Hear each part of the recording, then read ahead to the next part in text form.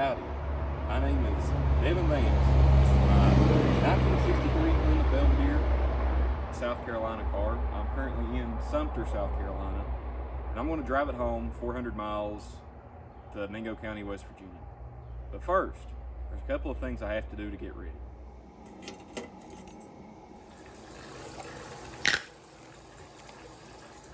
Alright, I figure if I want to drive something from 1963, I better dress like it's 1963. So, with that, I'll show you all around my car. Alright, as I stated, here's my 63 Belvedere. It is powered by the small and mighty Poly 318. Not the later LA 318s and everything from the 1970s, but the early with the polyspheric heads, the poor man's Hemi, basically. I'm really surprised that it's a 318 car. So it's a very base model, as you're going to see. It doesn't even have a driver's side mirror. There were never one there. There's no evidence of there ever being one there. But it V8 and automatic. A lot of work's been done to this motor. It's been out, new bearings, new timing set, cam advanced 4 degrees, electronic ignition with an E-coil, new AC Delco cringe generator. My radiator here is a new Chinesium aluminum one made to look like an old one. It's had a dual pot master cylinder upgrade. We're rocking the skinny pie crust bisplas with poverty caps. Now this car originally actually had full wheel covers for whatever reason. The only options it has is V8 automatic, full wheel covers, hood insulation, and reverse lights. Literally nothing else besides, unless you consider the heater one. It's a very solid car. It's an original South Carolina car. I found it on Facebook Marketplace. There's my wife, who's going to be driving the chase car. But I found it on Facebook Marketplace, and Tripp went and looked at it for me, and I wired him the money, and now it's mine. I've been working on it for over a year now, getting it ready to make this drive home. I've never had a car fight me as this one has. Literally everything that could go wrong has went wrong. But, knock on wood, I think it's all pretty much figured out now. It's a very original car. The paint's original paint. Interior's all original besides my seat cover there, my blanket. The mileage I'm kind of confused about. It says 44,000, and there's evidence of it being an actual 44,000 mile car. However, the motor was worn absolutely completely out. I mean, they were ring ridge enough I could catch it with my nail and hold it there like deep. It is the 4-door flavor.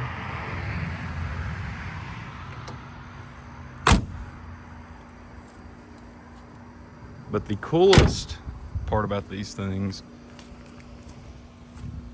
is the gear selector.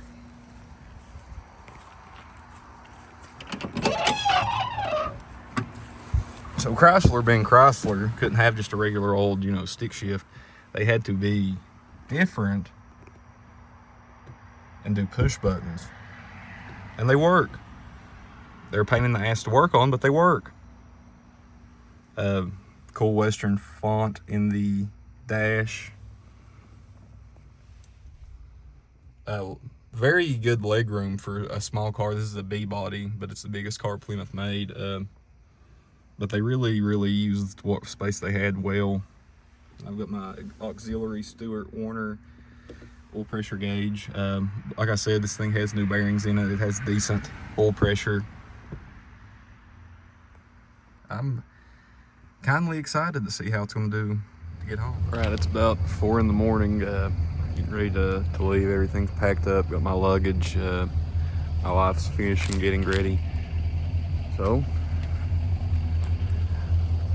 I guess we'll see how she does. All right, we're making our way out of Sumter. Passing the airport. Can't really see it.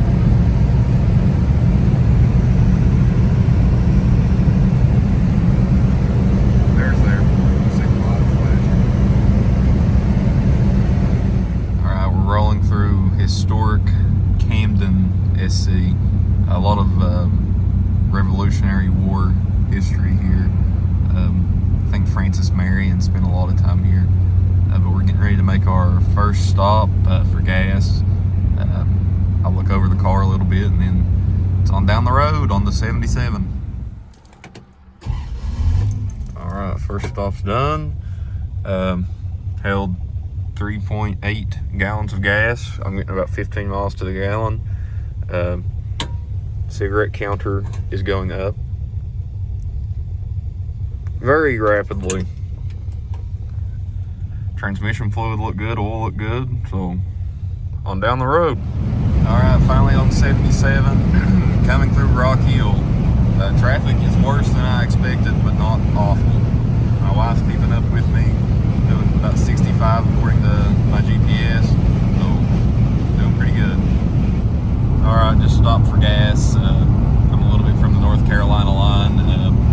Everything seems good so far. I had to add a little bit of transmission fluid. It's got a terrible pan leak, so that's to be expected. Oil's still good. So, sun's starting to come up. Looks like it's going to be a beautiful day. Forward, we push.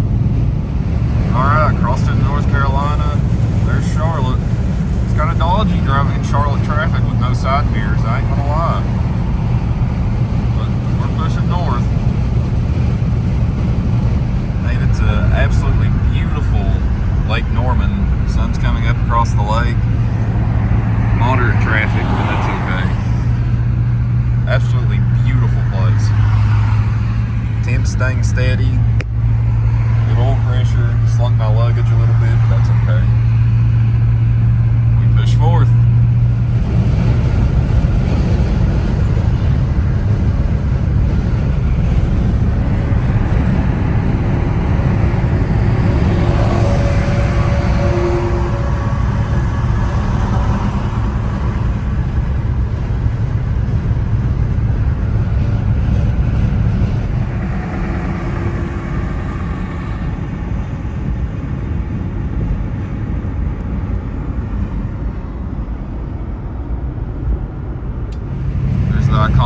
One of the iconic Statesville flags. There's the other one. Beautiful.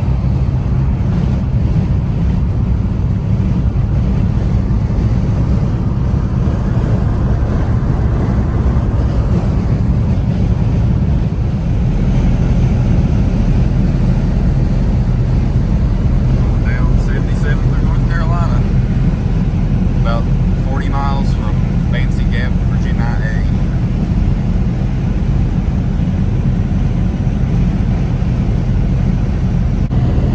Now that we're out of awful traffic, just wide open 77, I want to tell you all a little bit more about this car. It was bought new by an old lady in northern South Carolina.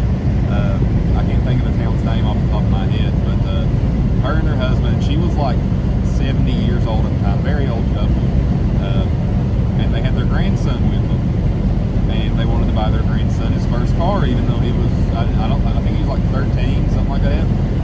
So they're walking through the dealership lot, and they see this, and the little boy liked the color, and that's the whole reason they bought this one, was because of the color. What I find interesting is it was on a dealer lot option this way. You know, base model, no mirrors, no radio, but V8 automatic. It makes me wonder if maybe it was a fleet car at a canceled order, like they canceled the fleet order, and they dressed it up with a Belvedere trim to entice people to buy it. Because you would expect with how base it is, it would be a Savoy, but nope. They sprung for the Belvedere.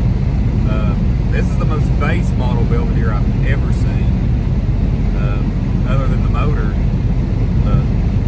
Manual steering, manual brakes, literally as base as you could get without getting the slant six, which I appreciate. I think it's neat. It's one of the reasons I bought the car.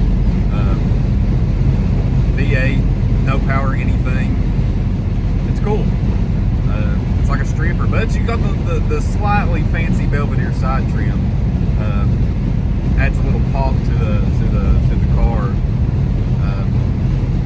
I've done a lot of work to this car. Me and my good buddy Tripp. Like I said before, we've had the motor out and done a refresh, not a rebuild. New head gaskets, had the valves lapped.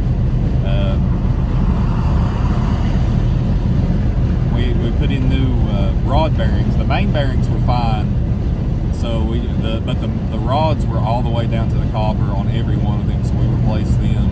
It has decent cylinder ridge, or ridge, whatever, but it don't smoke, it don't really use any oil, so we just seen it and put it back in the car.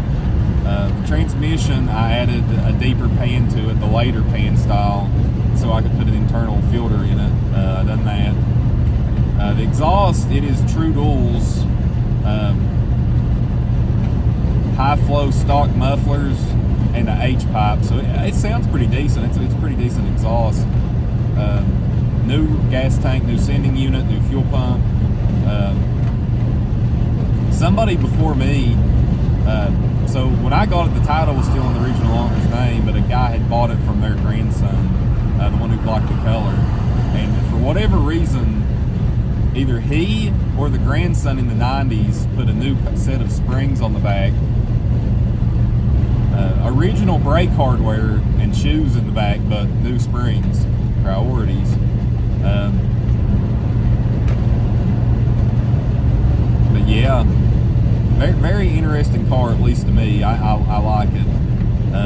I've never been a big Mopar guy.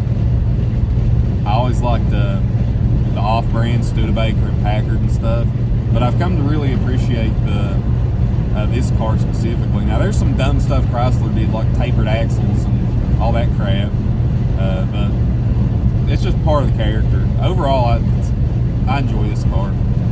This is the longest I've ever driven an old car thus far. Hopefully I make it home, but I guess we'll see. Chickens. I can always tell when I'm getting closer to home when I start seeing the mountains in the distance. Don't get me wrong, I like the deep south, South Carolina, the farm fields and stuff, but nothing beats the mountains. And we're rolling into Virginia. Last state to pass through before home. Back in the mountains. Welcome to Virginia. And there was Google Maps saying smooth and steady. Just stopped in Fancy Gap for fill up. Next stop will be in Bluefield. Finally in my home state. Very beautiful through here in the mountains. I don't want to jinx anything, but everything's looking good so far. About 3.5 hours, I think, until I'm home. So I'm going to keep trucking. And Virginia's rolling hills, the farmland part of it. Cows. Of George, not the livestock.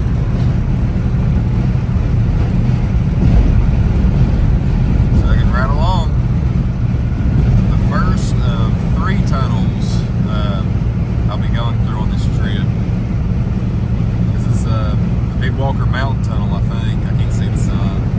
Yeah, Big Walker Mountain Tunnel. This is a cool one. I love the Art Deco like font on the lettering. Turn the headlights on.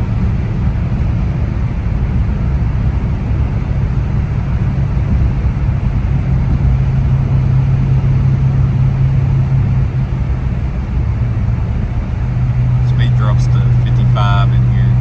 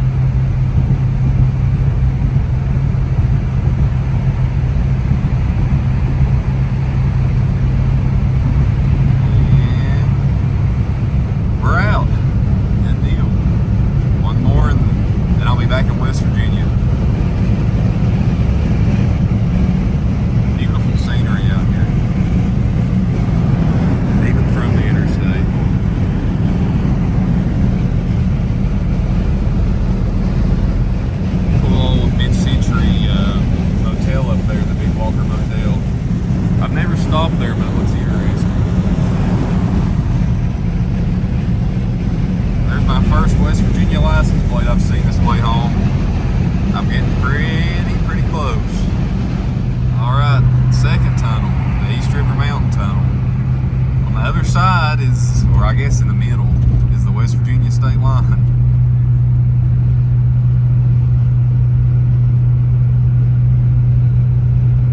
I think this tunnel's a little bit newer than the Big Walker, but I'm not entirely sure.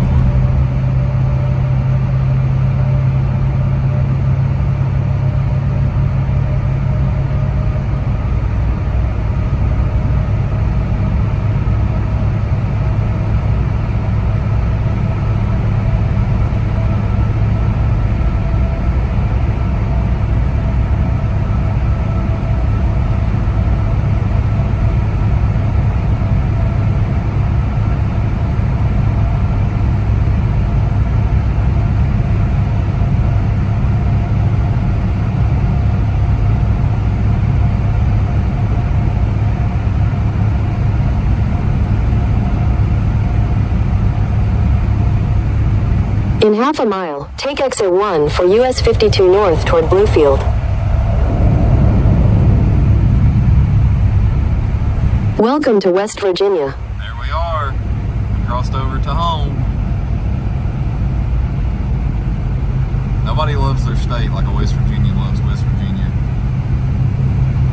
There we are. Take exit 1. Alright, the interstate driving is finished. On Route 52 now.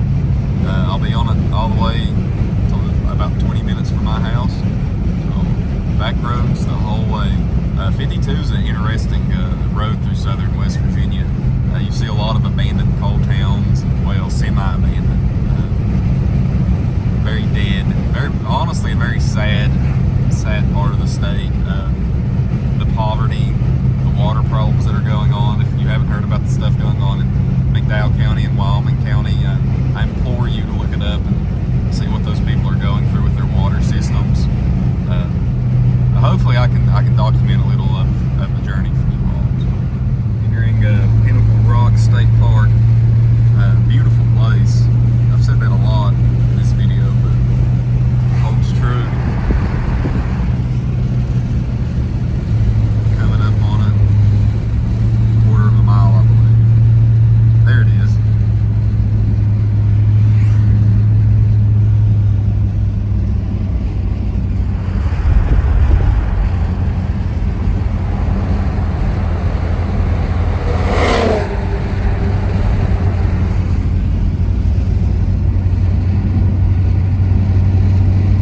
Beautiful little state park. Right outside of Bluefield. Stopped in town, checked everything. Everything's still looking good, so final push home. This is the little town of North Fork. Used to be a booming coal town. Almost all of the towns on 52 here used to be booming coal towns. It's still a pretty little place. There's just not much left of it.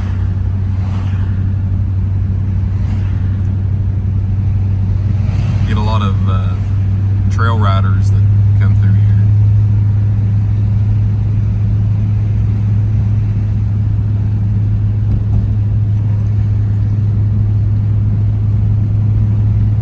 Cool old Oldsmobile Chevrolet sign. And Cadillac. Now it's a Trail Rider Inn and Cafe. Well, I don't even think it's a Trail Rider Inn and Cafe anymore. I think it's closed.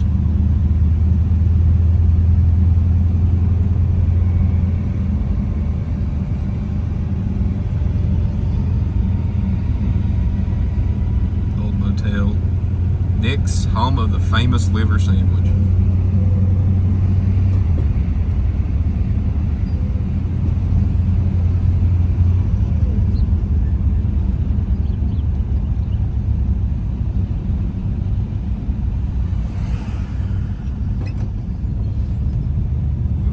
Construction work going.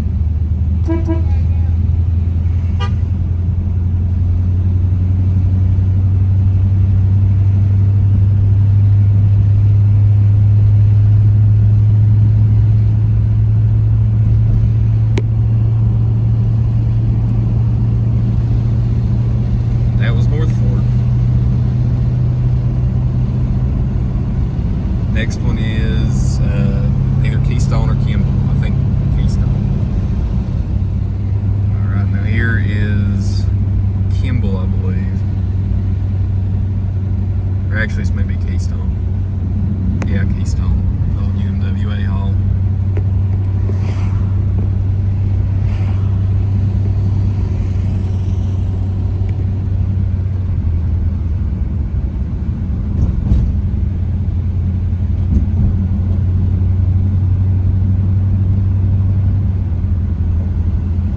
Forgotten coal fields of West Virginia. The coal dried up. Wasn't any use to anybody anymore. So the companies packed up and just left everything standing. When the companies left, most of the people left.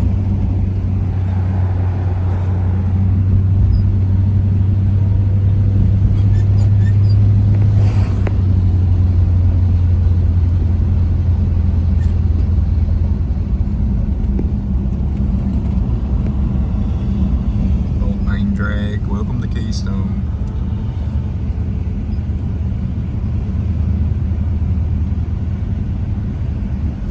Keystone 5-0.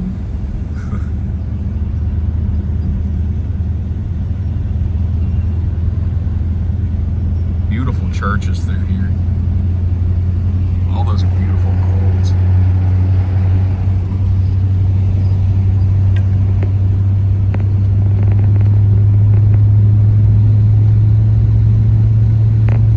Now the next town is Kimball. Here's a cool old building. I'm not sure what it originally was, but they've turned it into a inn, the Elkhorn Inn. ElkhornInnWV.com. Here's the rail yard leading into Kimball. Eerily empty. Old train tunnel up there.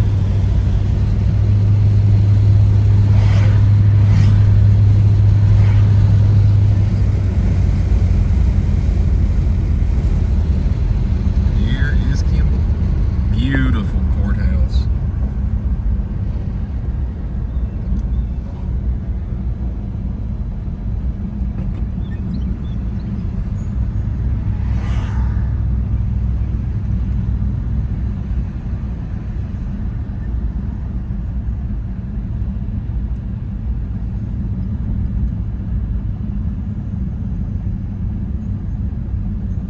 Cool old Greek deli. I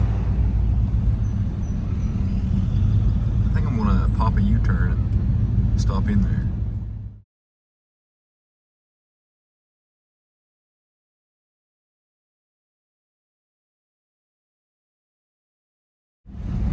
Alright, we're just pulling out of Kimball. We did do a U-turn and stopped at that Greek place, and let me tell you, it was absolutely amazing. Amazing food, amazing dessert, by the way. And the lady who owns it's very, very nice and very sweet, with lots of stories. Her family came here, I think she said 1931, but definitely worth the stop if you're ever in Kimball, West Virginia.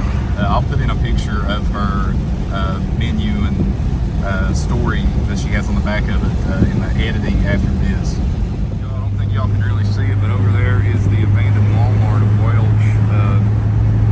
You know it's bad when the Walmart moves out of your town. We're almost to the actual town of Welch. This is the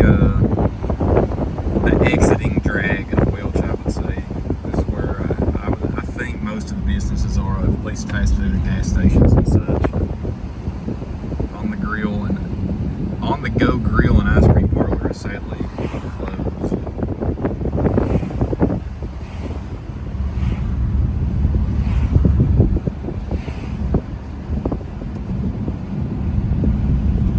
That is the entrance of Welch. We'll soon be in the town. All right, here is the town. Take a slight left onto Howard Street. Then at the next stop sign, you'll turn right.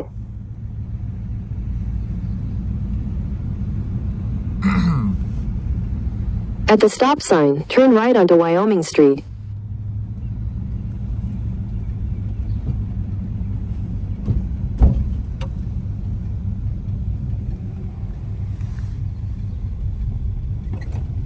Noon on a Friday. Not much going on. Cool old drugstore sign. Beautiful building.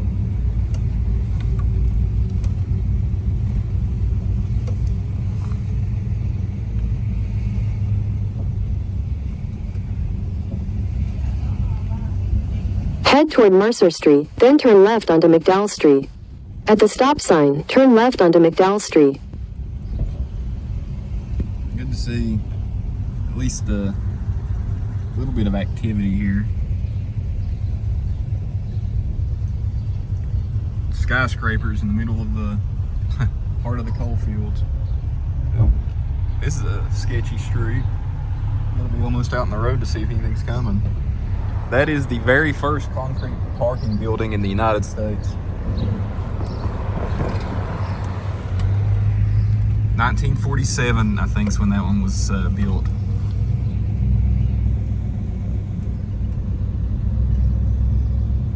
"20 years after it was built, the very first welfare check in America was handed out in that parking garage. Welch, this part of the country has been dying since the 60s. I mean, it's just, it's sad. And I'm glad to see some businesses here and something here. I just wish there were more. This part of the country's been taken advantage of since West Virginia was created as a state. It's sad. But it can always be worse. It could be Charlotte. I'd hands down rather live in Welch than Charlotte. Now we're leaving the town. Next up is Gilbert, I think.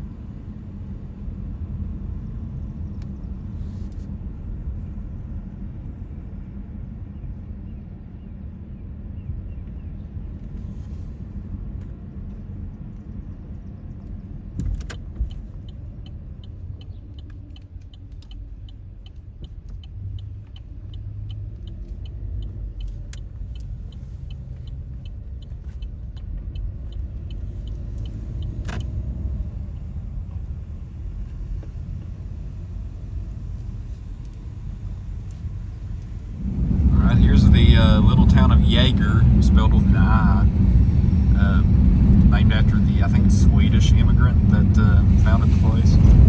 Well, there you can see how it's spelled.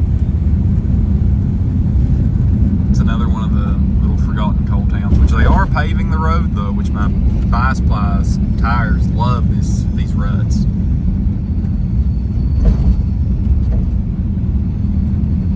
It borderline drive itself once it picked a groove to stay in. There you can see some of the dilapidation of the former coal industry.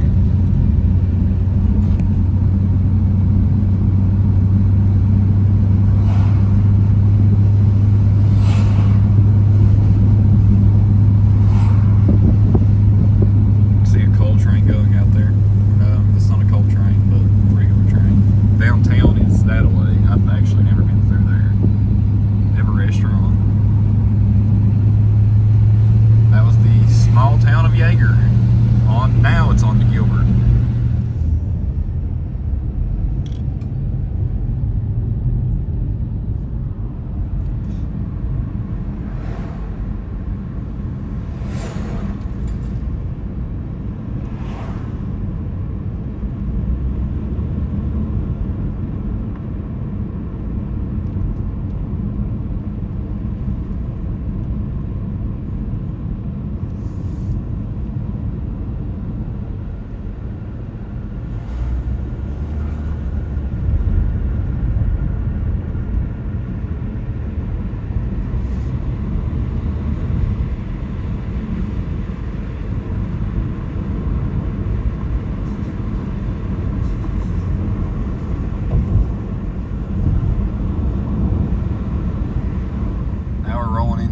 Gilbert, finally. Back in Mingo County, which we have to cross into Logan again before I can get home.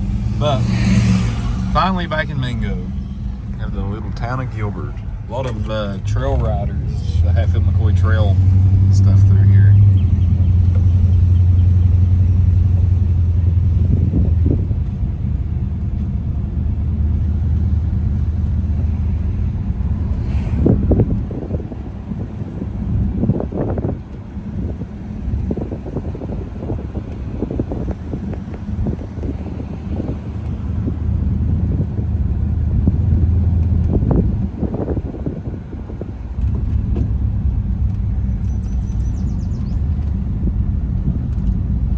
Most of the little cabins you see through here like those are rentals for out-of-state trail riders.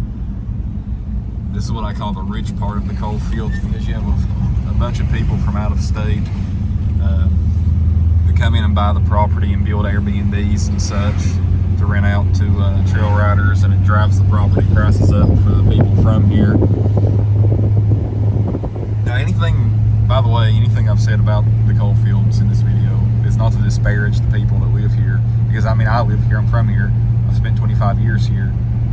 It's not to disparage the people who live here, it's to disparage how the people have been treated for the last, 150 years, if not longer. So that's my point, so don't take me the wrong way, please. But that was Gilbert. Old railroad bed. Buck Harless's old house. He was the Gilbert millionaire, maybe even billionaire, log baron, big in timber. Alright, next stop, Logan. Here we have Noah's Ark. Hello, police officer. Alright, we're puttering into our last stop before home, Logan. Going down the boulevard.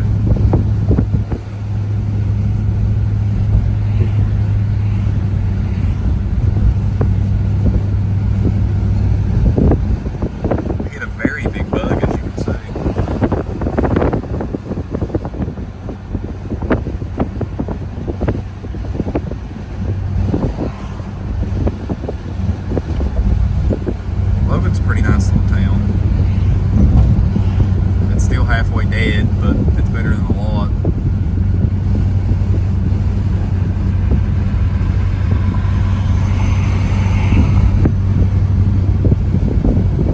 There, look, the bane of my existence.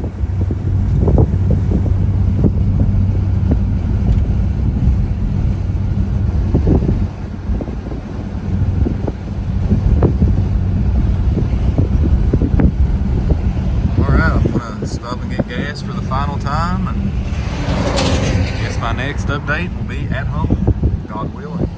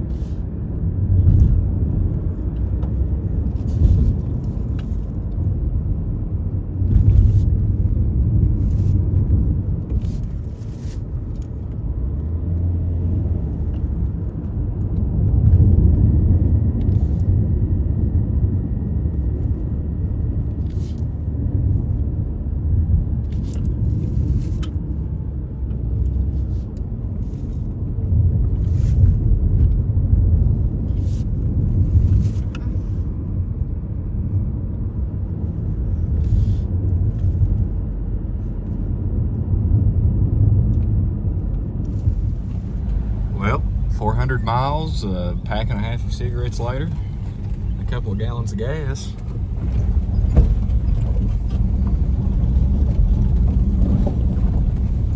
We are home.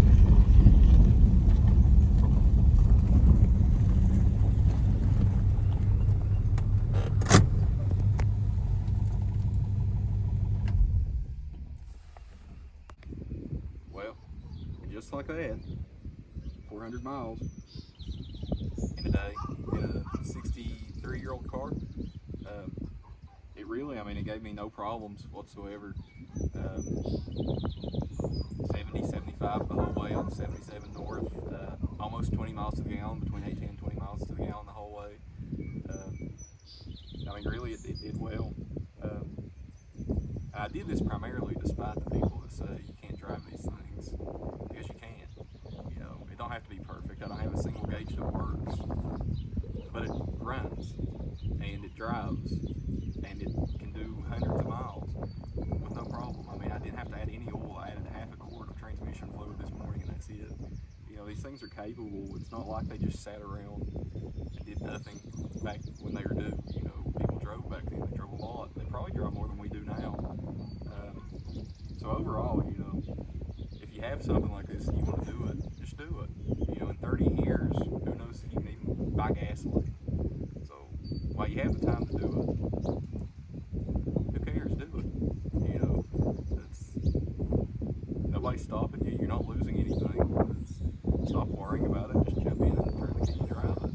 So I guess that's all I have for this video. This is my first time doing this kind of video. I wanted to thank my wife for dealing with me going to South Carolina every other week for however many months, and her coming with me, most of them, and my buddy Trip in South Carolina for letting me stay there and work on this thing and doing a lot of work to it himself. So, like I said, this is my first time doing a video, this kind of video. So if you have any kind of criticism, constructive criticism, or things you like, if you don't care, comment it. And if you like the video, like it, and subscribe if you don't care. So anyways, until next time.